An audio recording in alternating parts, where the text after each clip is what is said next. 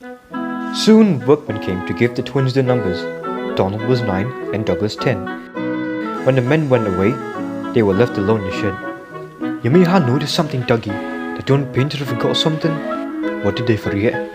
They painted brown on numbers and on tenders, but they put 9 on us. You mean, grinned Douglas, that we can? Just that, chuckled Donald.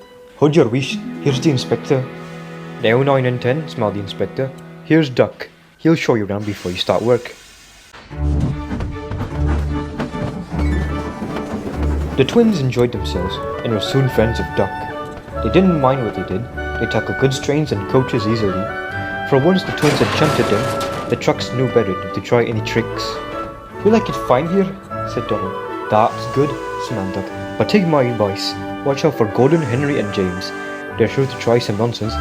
"Then you fash yourself," chuckled Douglas. "We'll soon settle them." "They sound like buses," said Gordon. "Oh, ships," snickered Henry. "Tugboat, Annie," laughed Gordon.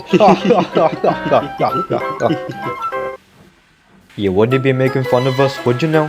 No," said Gordon. No, certainly not," said Henry. "That's fine," said Douglas.